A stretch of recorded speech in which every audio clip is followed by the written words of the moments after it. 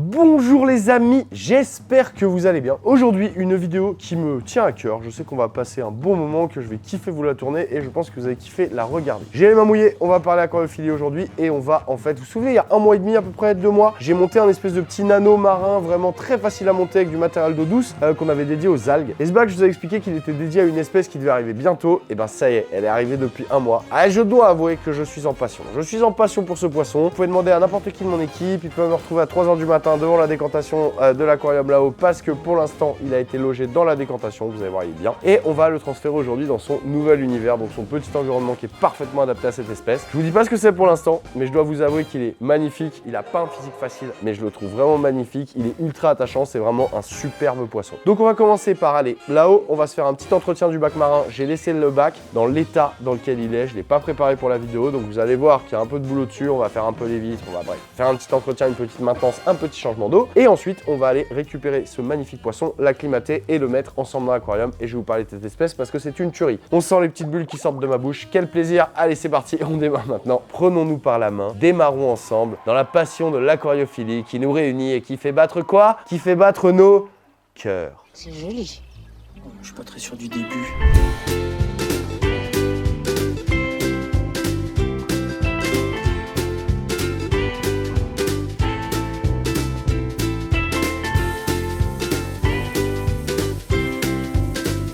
Ok les amis, on se retrouve dans une pièce que vous ne connaissez pas encore mais vous allez découvrir bientôt. C'est notre pièce reptile qu'on est en train d'aménager tranquille. J'avoue que je suis un peu tributaire de matos que j'attends et qui n'est pas dispo pour l'instant. Donc pour l'instant on a remis un peu nos installs et tout, mais je vous montre pas trop parce que je veux pas vous teaser trop, mais je vais vous préparer une grosse vidéo pour ça. Dans cette pièce j'ai installé le petit nano marin. Franchement il tourne comme une horloge. Donc là quand tu le vois tu te dis ah ouais mais il y a beaucoup moins d'algues qu'au début, what. C'est vrai qu'il y a des trucs qui vont bien et d'autres qui vont un peu moins bien. La plupart des algues qu'on a installées sont des algues qui ont des cycles et qui en fait passent souvent par des cycles ce qu'on appelle de lyse. C'est-à-dire qu'en fait, l'algue, si le changement lui a pas plu, si l'environnement ne lui plaît pas, si elle a un stress ou un truc, elle peut se mettre à fondre totalement. Sauf que souvent, elles repartent en fait et elles font des cycles comme ça générants. Faut se méfier parce que quand elles lisent les algues, elles peuvent lâcher dans le bac des toxines en fait. Il faut vraiment être précautionneux et toujours filtrer un peu sur charbon quand on a des algues de façon à ce que si jamais il y a des petits relâchages, et ben, le charbon va récupérer toutes ces toxines. Là, en fait, on peut voir que dans l'aquarium, il y a des succès, il y a des échecs. Au niveau de la grosse algue rouge, elle s'est développée, elle a poussé, mais en fait elle prend une couleur clairement qui tire vers le jaune. Je pense qu'elle est trop éclairée et que c'est pour ça en fait qu'elle fait ça. C'est pour ça qu'elle va s'étioler un peu comme ça et qu'elle va prendre des couleurs un peu jaunes. Si on regarde l'algue calcaire du milieu, l'algue calcaire, elle a explosé en croissance. Elle s'est vraiment développée dans tous les sens, c'est vraiment incroyable. On dirait vraiment, ça me fait penser vraiment à un Montipora, un Stylopora, plutôt même un Stylopora qui pousserait ou un Cereatopora qui pourrait pousser comme ça dans les coraux. Donc c'est vraiment impressionnant. Je pense que cette algue, elle fait un peu du mimétisme par rapport au coraux et dans le récif, en fait, on ne doit pas l'avoir au milieu des différents acroporas. Quand on regarde les petites coléophares acémosa, là, les petites algues avec les boules, la souche de base que j'avais mis au milieu, finie, elle a fondu. Par contre, elle a fait des extensions partout. Tac, pour aller coloniser, donc elle n'a pas dit son dernier mot. Il y a encore plein de petites grappes qui vont très bien et donc je pense qu'elle va aller coloniser d'autres endroits et que dans quelques mois, le bac, il cartonnera. Tout ce qui est grosse colère derrière, c'est un peu mitigé. Il y en a qui sont repartis, il y en a qui ont vraiment fait des bonnes racines et qui sont vraiment repartis avec des belles croissances et il y en a d'autres qui ont lisé et qui n'ont pas été, qui sont pas bien adaptés. Maintenant, il y a eu des débris d'algues un peu partout, c'est en train de tout repartir aussi. Donc en fait, c'est pas du tout un échec, c'est que pour l'instant, on n'est pas dans le timing. C'est-à-dire que cet aquarium, je pense que je l'ai un peu trop éclairé. 10 heures par jour avec une grosse lampe d'aquascaping comme ça qui bombarde, je pense que c'était un peu trop pour les algues. Donc comme j'ai pas envie de baisser le temps d'éclairage parce que ça m'arrange pas, parce que j'ai quelques timers pour toute la batterie et qu'après ça me fait plusieurs circuits électriques, c'est relou, je pense que je vais changer la lampe aujourd'hui et on va mettre une LED moins puissante qui va en fait, on va voir d'ici quelques semaines ce que ça donne, mais je pense que la LED moins puissante va permettre aux algues de se prendre moins pleine tête. Si la lampe très puissante était utilisée que quelques heures par jour, 5 ou 6 heures, je pense que ça suffirait. Mais ce qui est compliqué, c'est de mettre une lampe très puissante pendant 10 heures par jour. Donc comme je veux rester sur 10 heures par jour pour des questions techniques, je vais mettre une LED moins puissante et la LED moins forte pendant 10 heures, et ben forcément elle sera moins bombardée aux plantes et je pense que le rouge va revenir plus rapidement. Ce qui est bizarre, c'est qu'en eau douce, il faut vraiment de la puissance pour avoir des plantes rouges. Là, je pense qu'il y en a eu un peu trop et que c'est pour ça qu'elle a tiré vers le jaune. Aujourd'hui, ce qu'on va faire, c'est qu'on va nettoyer un peu les vitres. Alex a démarré tout à l'heure. C'est pas du tout vraiment le bordel, j'ai envie de dire. On n'est pas passé par un cycle pour cet aquarium. La pierre était déjà cyclée, elle vivait dans mon autre aquarium. Le sable, c'était du sable vivant, donc finalement, j'ai pas eu d'algues de cycle ou d'algues brunes, de trucs comme ça et tout. Tout s'est vraiment installé et j'ai mis au bout de quelques semaines, j'ai rajouté des petites sabelles qui sont vraiment magnifiques. C'est des petits vers tubicoles en fait qui se mettent dans le sable comme ça et qui ont un petit plumeau qui sort avec lequel ils vont capter en fait tout ce qu'ils vont avoir besoin dans l'eau pour se nourrir.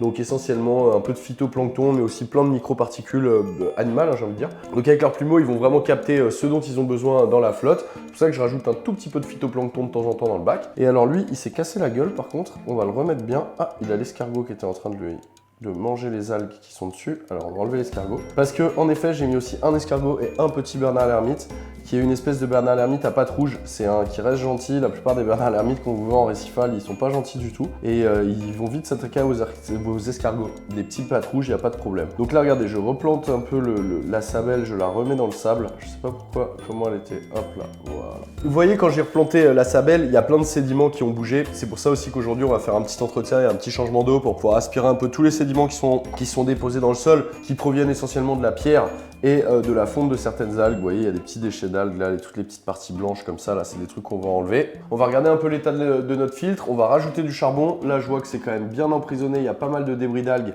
mais je vais pas les jeter, je vais les remettre à des endroits pour espérer qu'elles recolonisent, hop, dans le sable. Donc on va se faire un petit entretien et on va changer la LED, et mettre quelque chose de moins fort.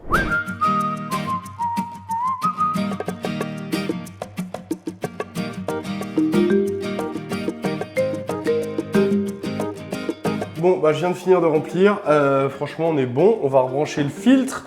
Toutes les petites particules que vous voyez là dans l'aquarium, elles vont vite partir dans le filtre, hein. Franchement c'est une question de... En 1 heure et demie là, l'eau elle est nickel. Franchement ça va aller très très vite, donc ça c'est cool. Et maintenant on va pouvoir aller chercher notre poisson qui nous attend là-bas et on va pouvoir l'acclimater et vous allez trop kiffer l'espèce je pense. En tout cas moi j'ai trop hâte de le voir évoluer là-dedans. Allez c'est parti. Ok les amis, on se retrouve au niveau de la décantation du bac marin que j'ai dans mon salon. Le bac, vous avez assisté au déménagement, franchement il s'est trop bien adapté. Genre franchement la croissance des coraux c'est indécent. Limite je pense déjà à l'agrandir l'aquarium parce que là il n'y a plus de place pour les coraux, ils pousseraient les vitres quoi. Vraiment c'est impressionnant. Y compris les coraux durs. J'ai un acroporaret de planète là-haut, franchement je dis pas de conneries. Il a pris 4 fois sa taille en 3 mois. Le bac va super bien et en fait là, voilà, j'avais logé ici ma merveille. Ah, il nous accueille en faisant de la canne à pêche, comme il est beau. J'ai un bébé Antennarius pictus. C'est une tuerie. C'est un poisson en fait donc qu'on appelle un antennaire, c'est un poisson grenouille. On les appelle poissons grenouilles parce qu'en fait ils nagent très mal et ils se déplacent très bien au niveau du sol avec comme leurs petites pattes. Ils sont vraiment incroyables. Je disais tout à l'heure dans l'intro qu'ils n'avaient pas un physique facile parce que c'est vrai que quand on les voit, ils ont vraiment une tête pas possible, mais ils ont des particularités vraiment de dingue. Ils chassent avec leur petite canne. En fait, son nom c'est Antennarius pictus et antenna en fait en latin ça veut dire mât, antenne. Et avec ça en fait est pictus coloré. Donc c'est l'antenne colorée. Et avec ce petit appendice qu'il a en fait, il va attirer les poissons. En fait, c'est un petit leurre.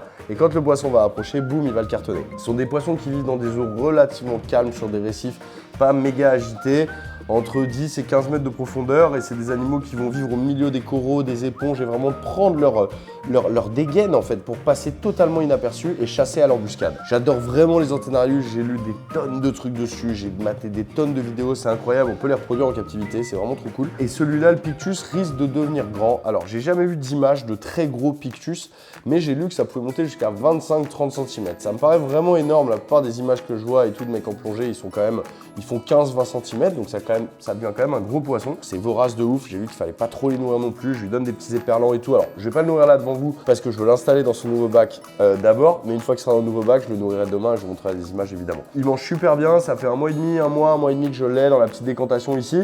Il s'est très bien habitué dans son refuge, il est dans le refuge du bac. Et regardez, dès que j'approche le doigt, il fait de la canne à pêche, c'est incroyable, incroyable. Donc maintenant, il est temps de lui donner une bonne surface au sol, il est temps de le mettre dans son petit nano là-bas, il va être très bien pour grandir pendant des mois et des mois. Il va, je pense, parfaitement s'adapter, il a plus de surface au sol pour se déplacer, il va être bien mieux dans le nano. Donc on va le transférer tranquille et puis on va aller l'acclimater. Alors l'acclimatation, ça va être rapide, hein. Il y a la même température, il y a la même salinité dans les bacs, c'est quasiment la même eau. Donc on va faire une acclimatation rapide, mais on va quand même le transférer ensemble et on va aller le voir évoluer dans son nouvel environnement. Je l'adore. T'es prêt Pépère? C'est fini le refuge, hein. Et il a une gueule de bulldog, vraiment, le truc on dirait Jean-Marie Le Pen quoi. Regardez la gueule qu'il a. Au secours! Allez, on va aller à la pêche au petit Antennarius. Alors c'est très facile parce qu'il nage très mal. Donc du coup, tu vois, je peux vraiment le pêcher comme ça, clac, à la main. Ah, regardez-le comme il est beau. Ah, il est trop beau, il est trop beau. Pour la forme, on va quand même l'acclimater un petit peu. On va pas prendre de risque, donc je vais prendre un verre d'eau du nouvel aquarium. Je vais vider délicatement mon verre d'eau à l'intérieur. Hop, et je vais attendre 5 minutes et je vais le relâcher. J'ai évidemment vérifié que les salinités étaient les mêmes, ça c'est important. Les chocs osmotiques, les différences de salinité, les poissons, ça leur fait pas du bien. Donc auquel cas il aurait fallu aller plus progressivement. J'ai exactement la même salinité dans les bacs. Je me suis rendu compte que la salinité du bac marin dans le salon était un peu basse, j'étais à 1024. Normalement j'aime bien être à 1026, donc, mais celle-là aussi est à 1024, donc tout va bien. J'ai checké, température 25 degrés des deux côtés. Donc écoutez, franchement, il va être trop bien dans ce petit nano là. Il va avoir de la place pour se déplacer, j'espère qu'il va souvent squatter devant pour qu'on le voit chasser et tout, et qu'on puisse le nourrir, mais ils sont vraiment très familiers vite, hein. La première semaine, il était un peu timide, je lui prenais des petits bouts d'éperlan à la pince, je lui approchais, et bon, il les mangeait, mais il fallait vraiment que je lui approche vers la bouche et tout. Là, maintenant, dès qu'il me voit débarquer avec la pince, il regarde et il s'approche et tout, c'est trop cool. Ok, on va le relâcher. Là, je m'en fiche aujourd'hui de relâcher l'eau qui est dans le bol dans mon aquarium, vu que c'est de l'eau qui vient de chez moi, j'ai confiance dans cette eau, donc je peux la vider dedans, il n'y a pas de souci. On va décaler un petit peu la petite rampe, hop, et on va le relâcher dans son nouvel environnement. Ok, donc ce qui est assez étonnant, c'est que quand on le relâche dans son nouvel environnement, il m'avait déjà fait ça avec le refuge, il reste pas mal en pleine eau au début. Donc en fait, on voit qu'il nage pas très bien, mais il a une très très bonne stabilité. Et en fait, c'est vraiment c'est marrant de le voir en pleine eau, parce qu'une fois qu'il s'est adapté au nouvel environnement, parfois le soir, je le vois, il nage un peu, il se baladait dans le refuge en hauteur, mais sinon il est vraiment tout le temps au sol. Et il a une bouille. Franchement, je l'adore, je l'adore. C'est incroyable toutes les excroissances qu'il y a sur le corps pour vraiment se confondre dans les éponges, les pierres et tout. Une fois qu'il sera adapté là, à son environnement, je pense qu'il va aller squatter vers la pierre vivante et qu'il va vraiment se confondre avec le décor. Et je trouve ça vraiment trop stylé. Les modes de reproduction, ils sont bizarres. Ça crée des milliers d'œufs qui s'enveloppent dans une espèce d'enveloppe de gelée qui vont pondre à la surface un soir. J'ai vu des reproductions en aquarium de gens qui avaient des couples adultes dans des bacs et tout, et c'était vraiment trop cool. Il y a plein d'espèces qui sont disponibles sur le marché, entre guillemets, d'Antennarius. Il y a les Antennarius maculatus qui sont très jolis, ils sont blancs et violets, ou jaunes et violets, ou blancs et rouges, ils sont vraiment très beaux avec deux couleurs. Il y a les pictus, il y a aussi des variétés qui ont beaucoup de poils, comme des tonnes de petits poils et tout, qui sont vraiment marrantes. Elles font pas toute la même taille adulte, les pictus sont pas les plus petits, hein, les maculatus adultes sont un peu plus petits. Dans tous les cas, c'est des poissons qu'il faut maintenir dans des eaux de très bonne qualité, donc dans des bacs qui tournent bien, qui sont bien filtrés, qui sont vraiment avec des bons paramètres, et qu'il va pas falloir non plus trop nourrir. C'est des poissons qui sont très voraces, qui je pense pourraient bouffer tous les jours, mais il faut pas le faire. J'ai lu plusieurs éleveurs qui racontaient que si vous les nourrissez trop, ils vont grossir très vite, mais ils vont pas vivre très vieux et très longtemps. Donc moi je le mets un peu à la diète, j'attends qu'il chasse pour le nourrir, on va dire que je le nourris 2 fois par semaine à peu près. Je lui donne un demi-éperlan à peu près, donc ça a une grosse bouche, hein, comme vous voyez sur les images et tout, quand il mange il rigole pas. Et il peut vraiment manger des proies assez balèzes. Pareil, nourrissez pas trop gros non plus, ça sert à rien de nourrir trop gros. Donc je donne des demi ou des tiers de petits éperlans et parfois j'en donne 2 à la suite et il les cartonne sans problème, quoi.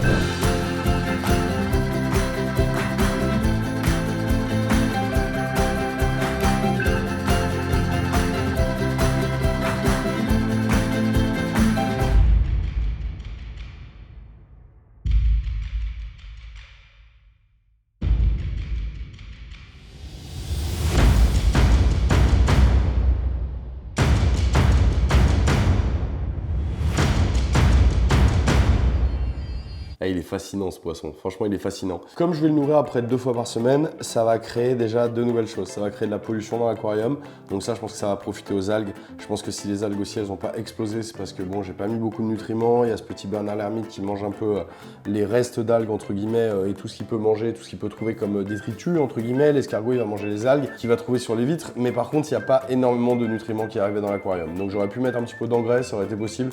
Maintenant qu'il y a le poisson, il va créer des déjections, il va créer forcément de la pollution qui va plaire aux algues et je pense qu'elles vont croître de plus belle. On va le laisser tranquille s'acclimater, je pense que dans quelques temps, peut-être une demi-heure, peut-être 1 heure, peut-être demain, j'en sais rien, mais il va venir se poser au niveau du sol, là où vraiment il vit, et il va commencer à explorer et tout. Je vais essayer de vous le filmer quand il se déplace avec ses petites pattes, c'est vraiment impressionnant.